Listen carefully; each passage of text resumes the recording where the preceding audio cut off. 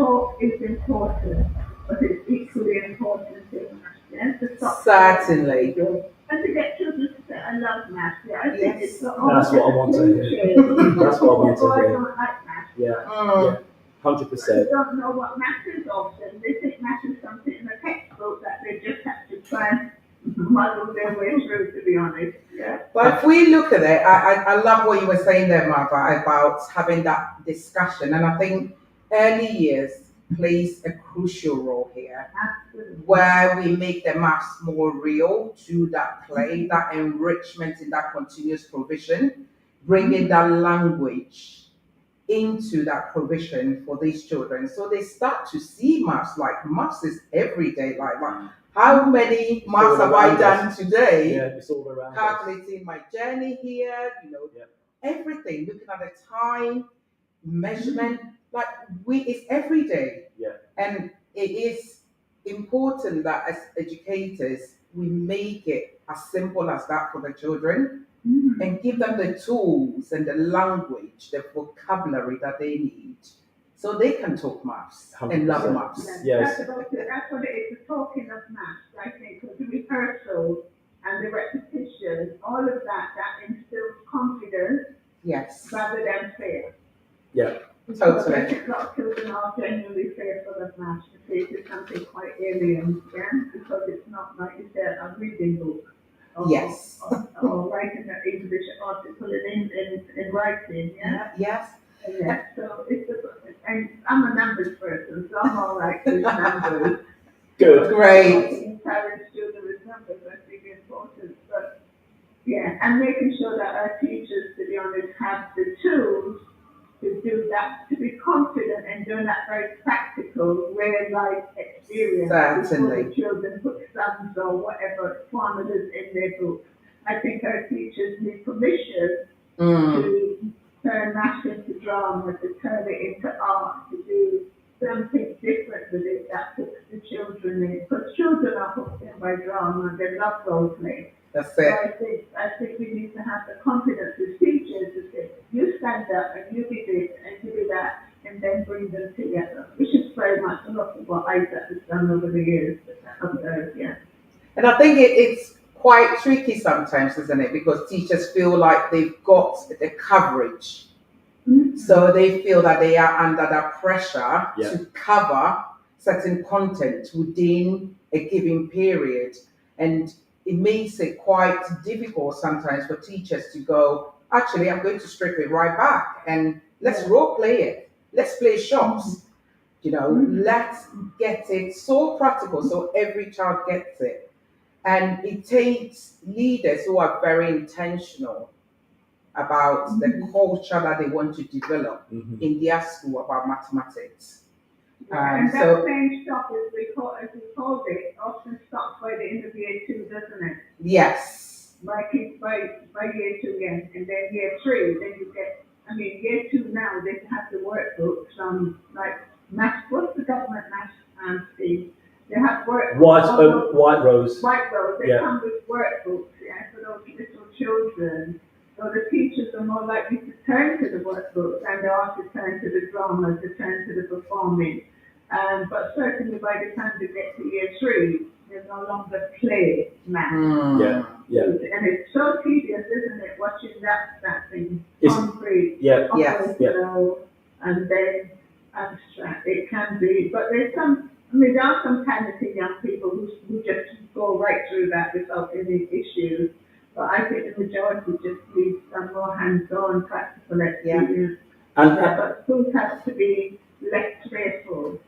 It seems to be the more you put into it, the better they think the child is at learning, but that's not the case. No. Because it hasn't really been consolidated.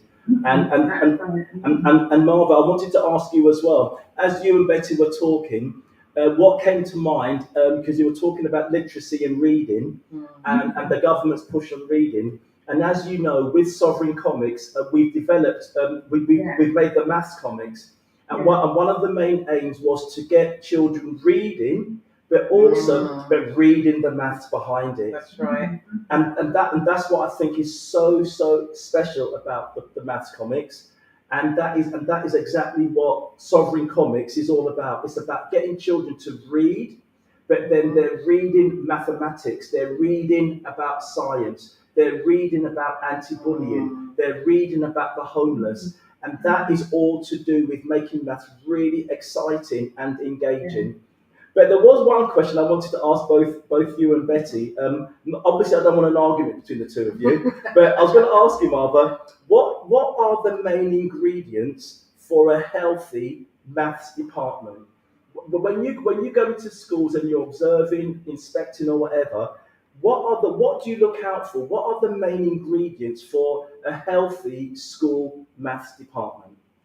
I mean, to be honest, what I look up for is the interaction between the teacher and the children. Yes, because with things like White Rose, everything now is on PowerPoint. Yeah. So the teacher's got one PowerPoint after the other. So often the children are looking at the screen and not at the teacher. And so that level of engagement that I said we probably had some of it before is not there. So I look at how the teacher is interacting with the children, and in the PowerPoint for secondary schools rather than the primary schools. But I also look That's at, interesting.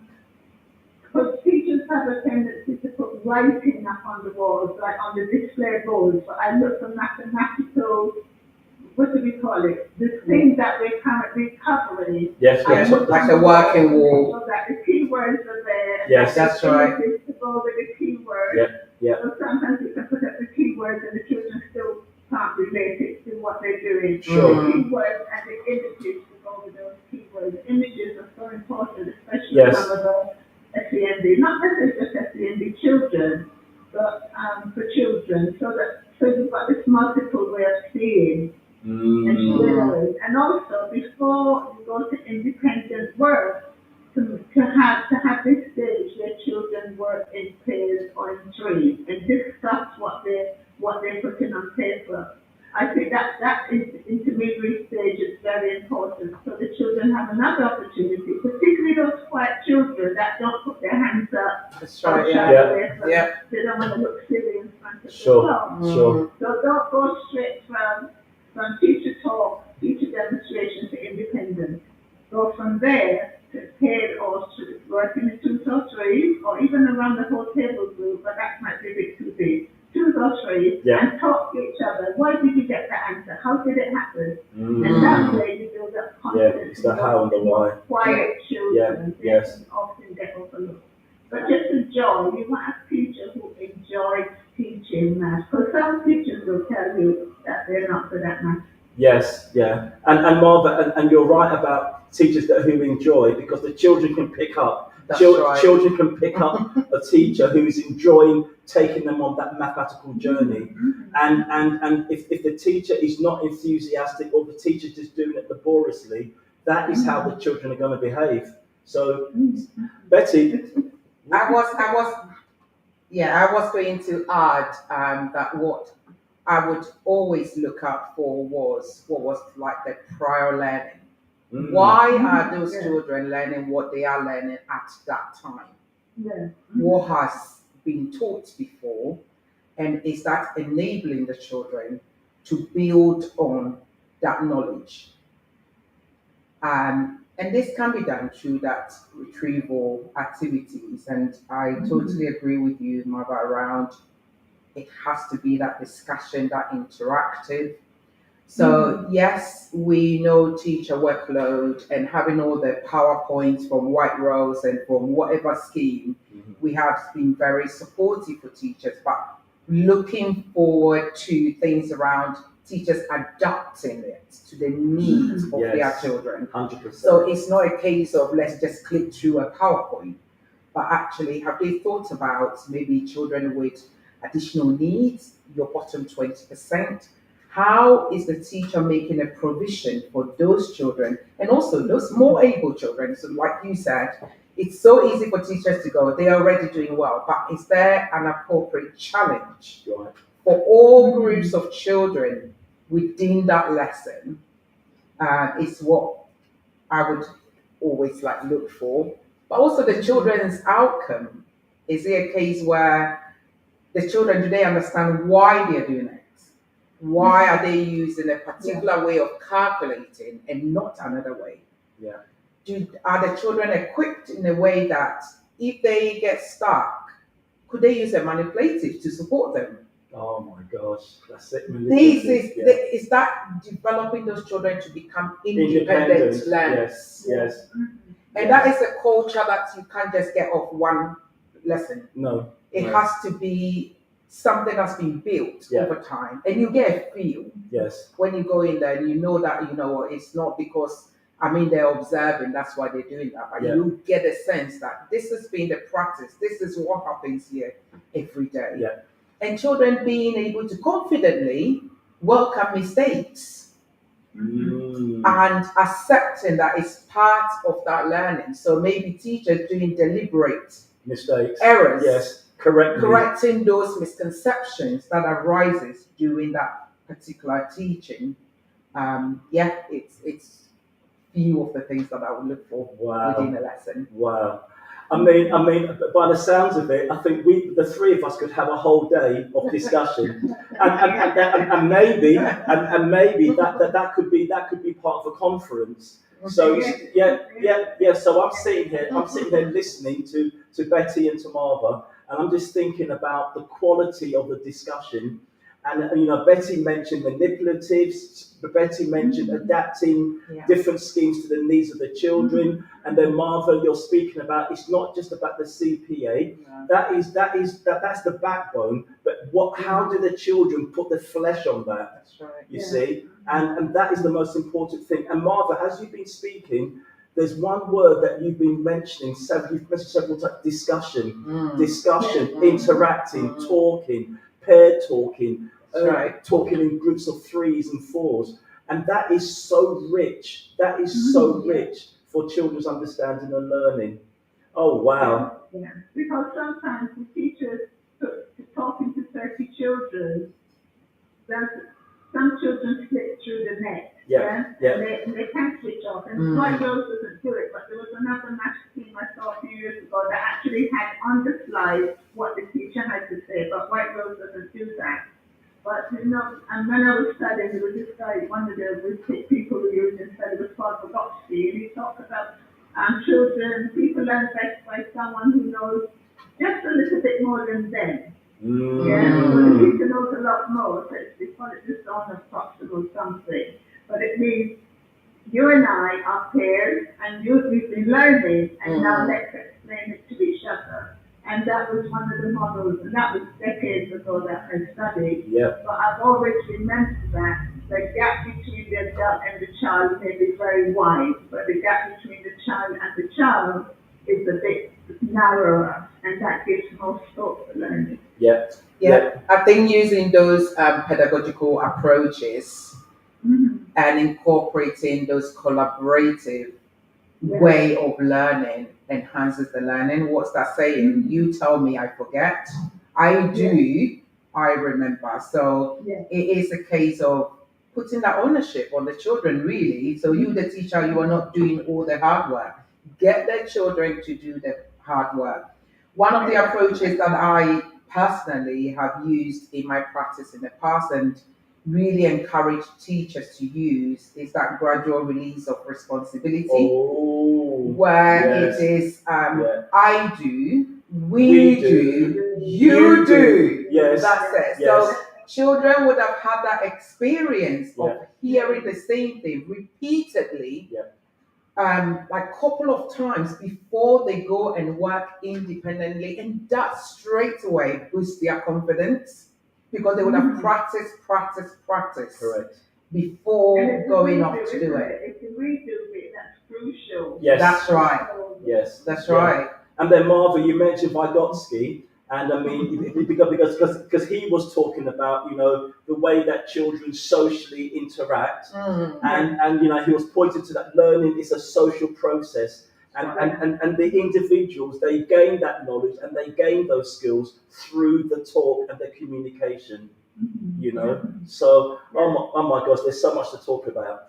Marva, can I just say thank you so much for calling in and having a beautiful conversation with Betty. I know Betty's going to want to say goodbye to you, but at some stage we will get together, and then we can see how we can move all of these ideas forwards, because it'd be so powerful. And you have a voice up there, okay, so people will listen to you. Yes, so yes.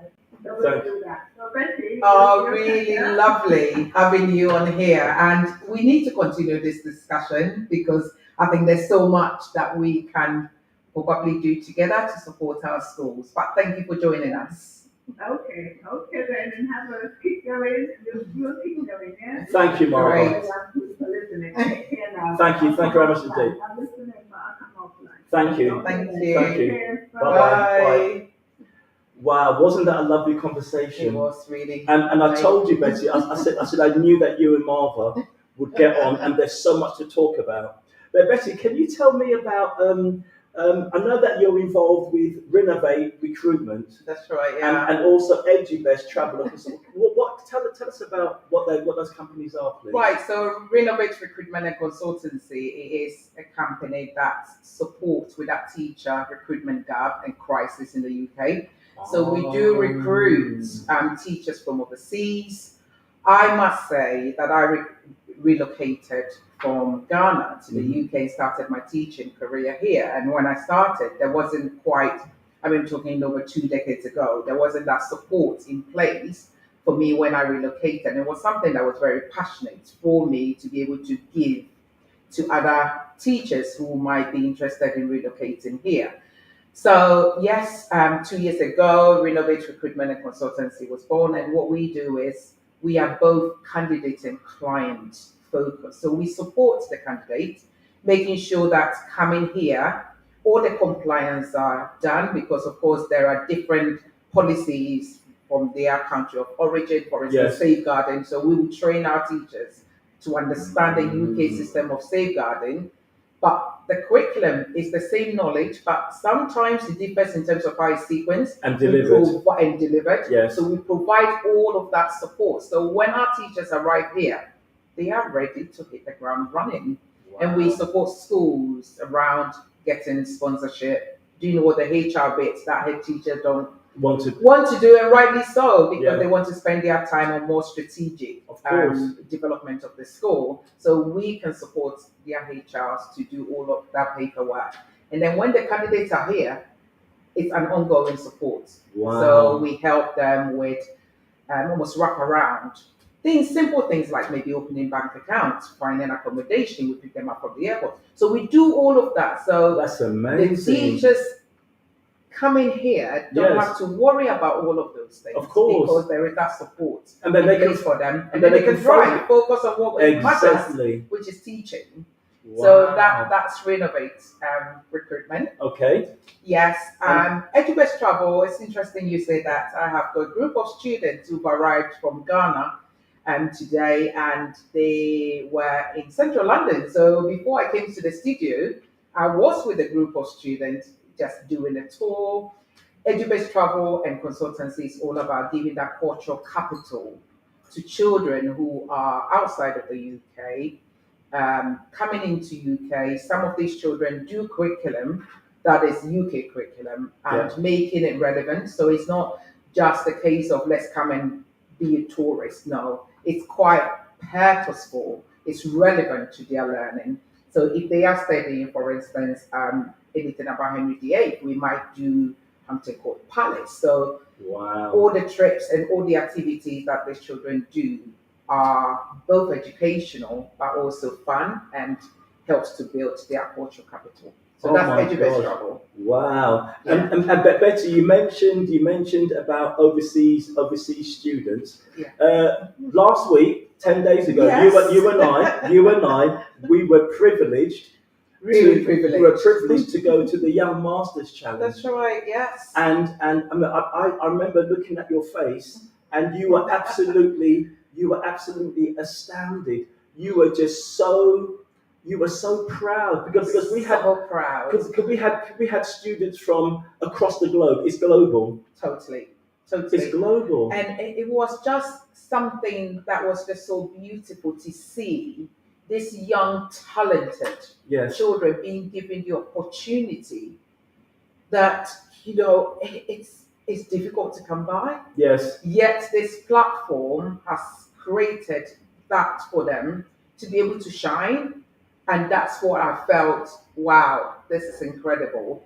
And I really want to encourage schools out there. There wasn't many UK schools that participated, was what I saw. No. So it would be great for that publicity, so UK schools can also participate. But it was fantastic seeing children from across all the continents coming together Yeah. in a healthy competition, Yeah. and seeing, gosh, some of their math skills. It's I was thinking, yeah. gosh, if I could do that maths at that age, Yes. Yeah. probably I would have been something else. But it was very impressive. I mean, one of the skills that they had to pass was they had to come and do a presentation in front of me. Yeah.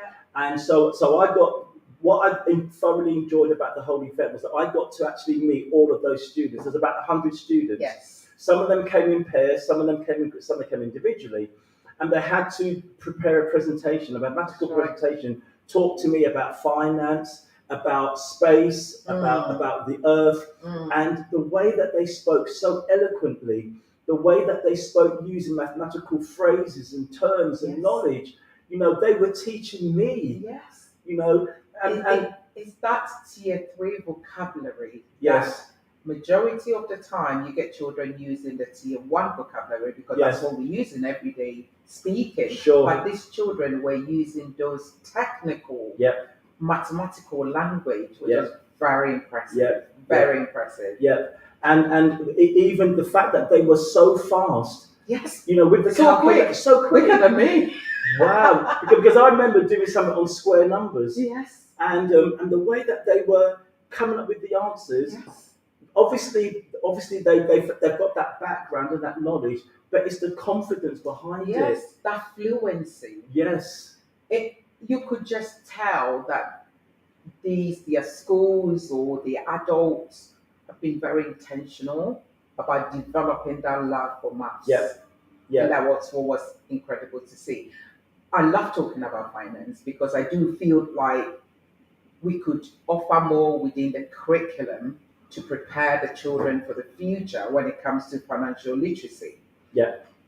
And these children had that coming from, I was intrigued. I was like, I want to see their curriculum because I think that when it came to the financial literacy, they were much more confident than some of the children that I have seen here. So it's something for us to think about in the UK. Well, you say that. So the organizer, Mr. Hakan Gotche, who you met, and we're going to meet with him next week. That's right. Because based on what you've just said and based on what you observed, we do want to encourage more schools in England to put forward and recommend their children, because it's such a great opportunity. And we know that there are very able, gifted children in our schools. You more than most people because of your job, your job, Betty. And I think what was great about this was it wasn't a case of it's just for the more able. Right. It was a case of, you know what, let's give every child the opportunity. Yes. And you never know, these things, they will then develop that passion and that love for maths, and children who might not feel that confident could become confident. Wow. And that's the platform that I just feel all schools should take advantage of this. And I mean, their motto is empowering minds and shaping futures. And I think that I love their song. They composed. Oh yeah, they composed the song. Don't tell me to sing it. No, don't ask me to sing it either, because that'd be absolutely terrible. But Hakan, hopefully he's going to call in to speak with you later because he belongs to Access Education Trust. That's his trust. And I mean, they've got different centres around the whole of England, mainly in London. I've seen some in Everton and Enfield, and that's where young people can go after school. Yes. Some of them are referred to Access so they can go during school time because maybe they've got a weakness somewhere or they're not really coping with the demands of the normal mainstream classroom. Is that targeted? Yes. But all of this is like, it's getting them to unlock their potential and making them, as you just said, so confident for the future. But we also learned that through the Young Masters Challenge, they can get scholarships. They can get scholarships. Scholarships to universities. I wrote some down. There's Liverpool, Loughborough, Goldsmiths, Birkbeck, Leicester. These are all top prestigious universities. And this is what Hakan Gotcha and the Young Masters Challenge is doing, which I think is so good. And there was one particular young man who came first, and he was from Tanzania. And I remember when he came, he came with his friend, and they did a presentation to do with space and travel and whatever, and the way the speed at which the moon and the sun and all that kind of stuff. But the way that these two young men spoke, the confidence in their voice, I knew that they were going to win. I think you did say that when we were at lunch, and they came to say hello. And exactly. You did mention, it's like, oh my goodness, there is something about this child. Exactly. And I mean, rightly so. I mean, in terms of his polite, because he didn't know you. The manners. There you go. And I think all of that goes towards building a well-balanced young individual. Right. And that to me was so, and I saw the way that you welcomed what he was doing and the way that you questioned him, and that for me is was magical. Someone sent me a message, Betty. What does a school improvement partner mean? What do you have to do? They sent me the question. Apologies, I think we didn't get the opportunity for me to introduce myself. We got so excited. So we did. My job, apologies. what that is that I go around and support teachers, middle leaders around improving their schools. So I work closely on a strategic overview of what the school needs to do to even provide better education for the children. So that's all that I do. But I also roll my sleeves up. I'm not one of those leaders that will go and just say, go and do this. If it is a case of I need to deliver a training, I will deliver training. Even if I have to model a lesson, I was just going to ask you about that. I will go in and teach. That's my safety net. I don't mind at all teaching anytime. Wow. It's the easiest of it all. Of course it is. So it is just being a supportive partner to these head teachers out there who are doing an incredible job for our children. Yes. Just to drive standards across all areas of those children's education. Right. I read something on LinkedIn, and there was one phrase that you mentioned, and you said about fostering a love of maths and creating a culture that is meaningful and enjoyable. Totally. What do you mean by that? It's that love of maths, from my career perspective. Probably some of you might disagree with me, and that's okay. I'm just talking from my experience. Majority of the time, those children who think they can't do maths is because they think it's really difficult. Right. So it is a case of schools creating an atmosphere where maths becomes more fun and enjoyable. So it's not, let's do long division, or let's do that fractions and decimals, which majority of the time children find it so tricky. Yeah, and laborious. But let's make it more practical. Let's foster that love. And I keep saying about leaders being intentional. What do I mean by that? Perhaps you've got libraries, isn't it? Yes. Where are the math sessions on the library? In the classroom, what equipment are there that children could use if they are not able to do that calculation? What is it? Let's remove those barriers and make that maths more enjoyable, practical. Is that concrete we talk about all the time? That's right. Yes. Manipulative, yes, for these children. But also that celebration of maths. Yeah. My very good friend, who's a maths consultant, I'm hoping she's listening to me right now. I mean, she loves her maths to a point where my children, it feels like, they've got to, when they do well in maths, they have to tell her, she needs to know, because they believe that she just is maths. Wow. And that is the place where we want schools to get to. So the children in school feel that everyone can do maths. Yes. And it's possible, they can all do it. Yeah. Well, one of my phrases is maths is for everyone. That's right. And everyone can do maths. That's totally That's true. what I believe in. But Betty, you mentioned you mentioned something about creating an atmosphere, and I think that is what a good teacher does. That's right. A good teacher creates the atmosphere. So when I had my little presentation last week with the global children, I wanted to create an atmosphere where they were calling out answers. That's right. And I said to them, I don't think anyone here is better than me. Yes. And there was I'm that better than energy in the yes, room. That's what the atmosphere was all about. That's right. And that's what I feel the Young Masters Challenge, that global event, that's what I think they do best. And that's why I think you and I can help to build that stock of young people who we know are in our schools. And that is just so important. Betty, is to have you in front of me. I've known you a long time, and I just want to just a little story because Marvel always talks about when you're on the radio, when you're on television, when you're reading, it's all about story. And the way that Betty and I are talking now is, I was on my way to Ghana about I think a month and a half ago. And I was in the airport, waiting in the airport lounge, waiting for the plane, waiting to be called to board the plane. And I saw Betty walk in. I didn't know it was Betty at the time, but I saw this lady walk in with her laptop in her arm. Oh, typical. And she sat down. And every so often she'll look up at me. I'll look up at her. She'll look up at me. And I was thinking, have I got something on my shirt or? But then it said to me, hang on, Isaac, Mr. Numbervator, you've been to so many schools, it could be anyone. So anyway, about 10 minutes before we were called to board the plane, Betty had the professional confidence come and say to me, is your name Mr. Numbervator? And I said yes. And Betty said, do you remember me? And I said no. But the minute she mentioned Betty, I went yes. And Betty, I'm so pleased that meeting happened. Because look how far we've come now. Totally. And I know that our journey is just starting. It's just starting. It's exciting.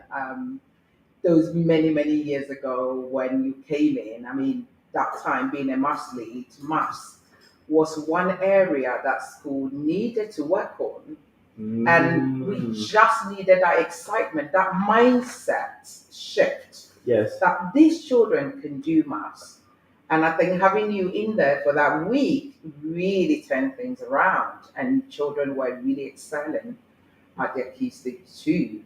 So because they all felt like maths is not difficult. Yeah. Every one of them can do it.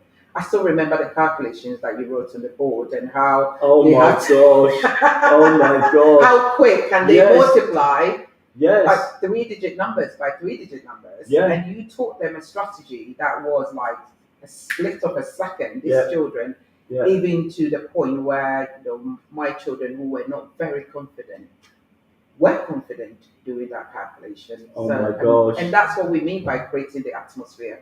Right, okay. Once again, someone has sent me a message. I'm not going to call the name out, but someone has sent me a message, and what they're asking is about what I've got written down here. It's a teacher who's asking about shared visions of teachers and the maths lead in the school, and what does Betty think of CPD, and what's the best way to support teachers? I think that's really crucial. Right. So it really starts from the leaders having this as a priority on their school improvement plan or document, whatever name they call it, and drilling that right down to the middle leaders and to the teachers. So it is a collective responsibilities, but the leaders have to create the platform where middle leaders are getting the training that they need. Right. Teachers are getting those training that they need. So of course, the way we do maths, there's research and things keeps updating. So it's crucial that teachers continuously have the training. So one, to build their own confidence, but also look at different approaches and ways of delivering the subjects to ensure that all children in their classes are making the progress that they should make. Right. They can't pour from an empty cup. No. They've got to fill it up. Of course. That training is very important. Wow. But giving those subject leaders as well that opportunity, the time and the space. time and the space Yes.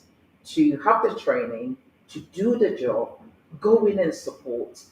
Like we just said, the children learn even best from their peers. It's the Sure. same way. Sure. If they go in and coach, is there a teacher who is struggling in that area, perhaps doing team teaching, Yes. having a real dedicated time Yeah. where this teacher could learn from more experienced Yeah. teachers. I mean, the school that my son Timmy used to go to, the head teacher actually goes in and delivers science and maths lessons. Fantastic.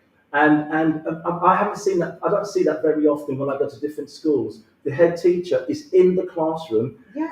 and somehow he makes the arrangements where other teachers can come in and observe. What an excellent CPD start. And also Exactly. for the teachers, they can see that this head teacher knows what they're talking Exactly. about and is modeling that example. Yes, and the children love the head teacher to come into their classroom. Yes.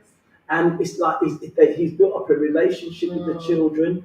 The strictness and the manners and the discipline and behaviour is all there because of the respect. That's right. And the fact that he makes the time, because you mentioned earlier that head teachers are pushed for time, but somehow he makes the time. Yes.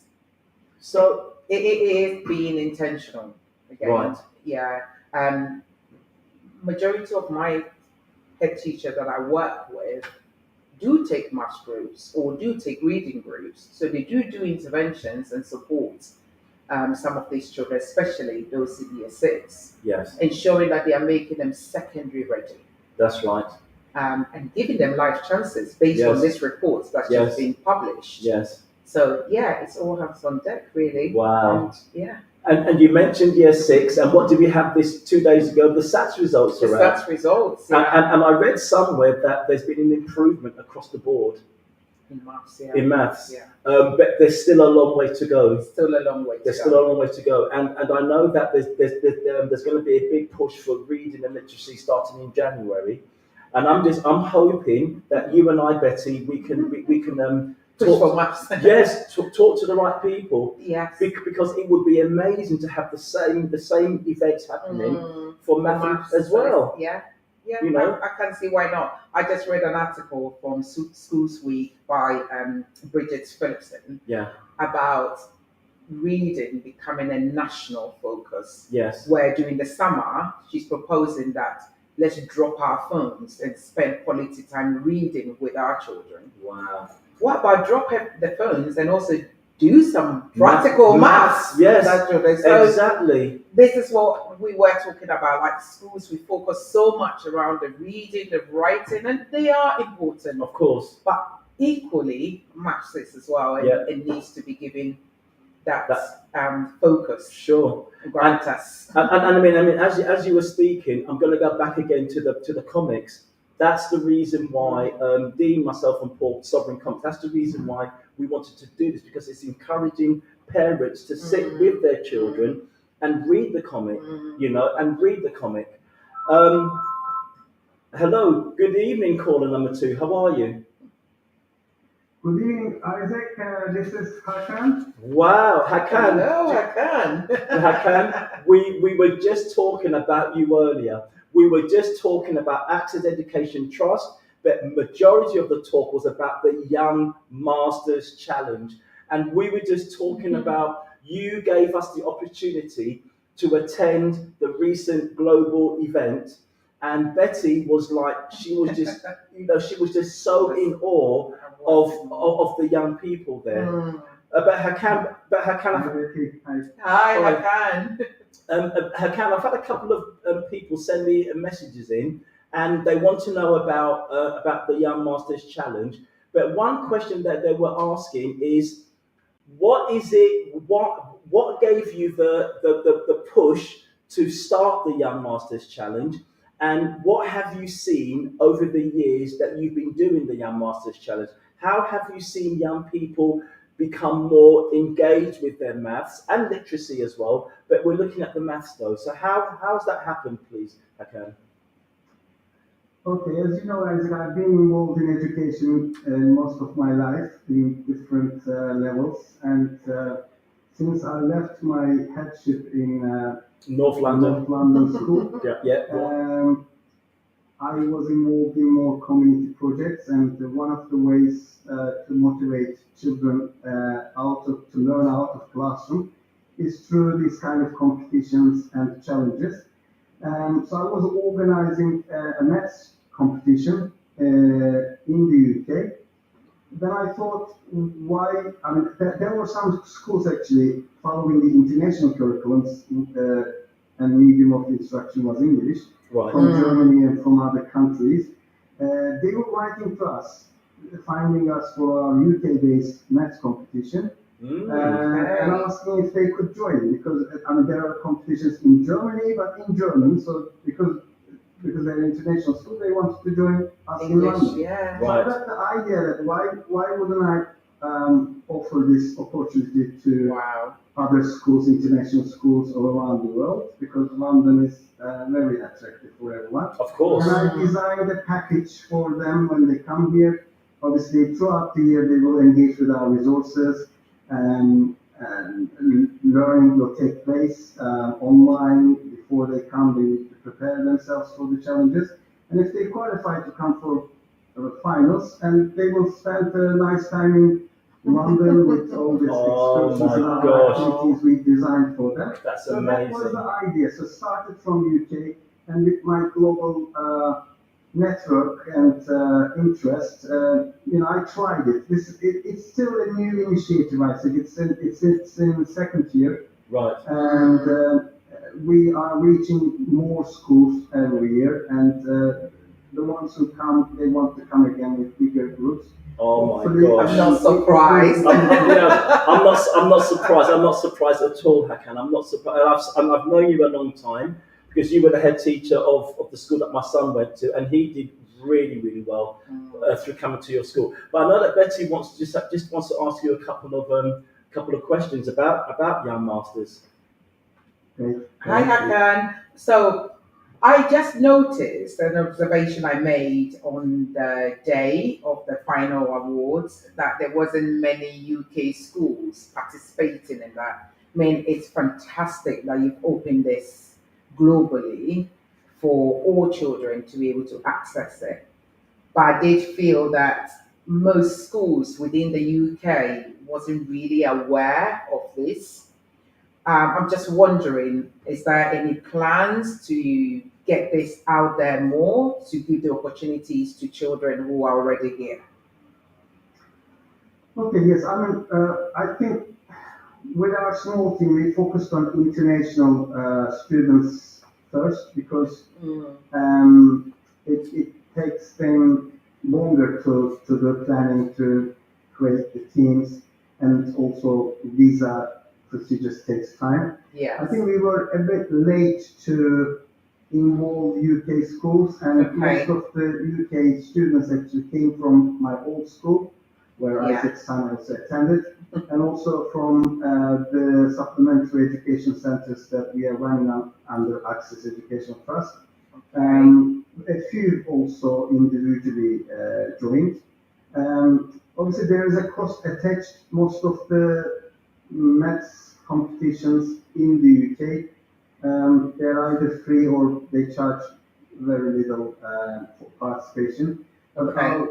obviously, experience that we are offering, it's an all-day experience, including lunch and everything, and all these freebies and promotional stuff. Yeah. Uh, So there is a cost attached. For this year,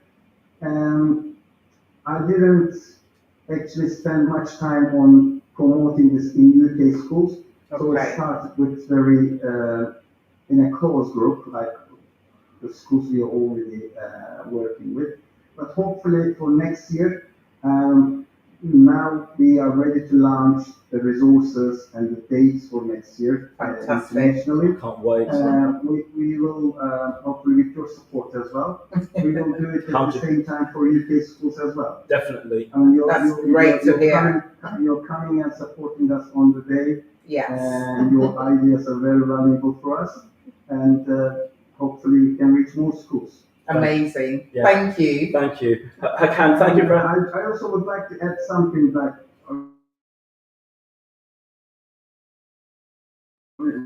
some international groups have consumed competing with UK students, especially because it's their native language, especially maybe English, but we do English and maths challenges.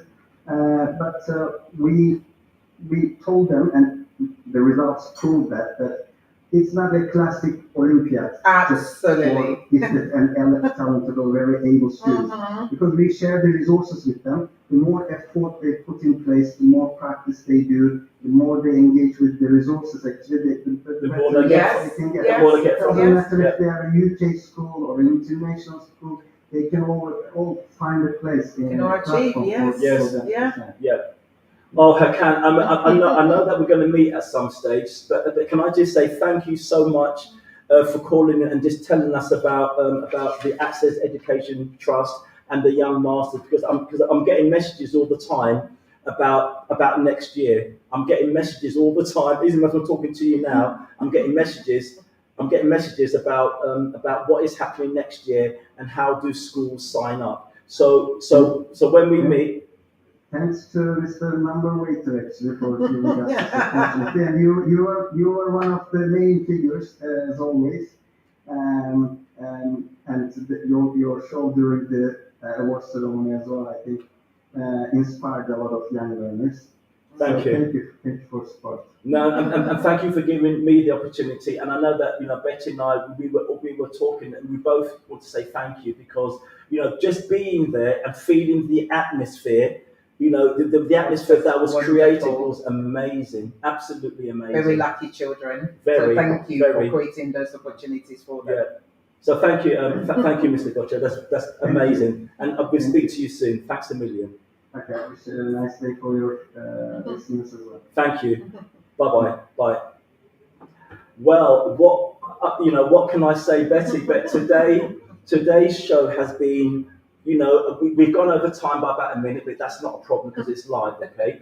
But I think what I'm getting from messages is that it's the quality of what you were speaking about, Betty, and the quality of what Marva was speaking about. It's about the whole idea about creating an atmosphere for our young people. It's about empowering them.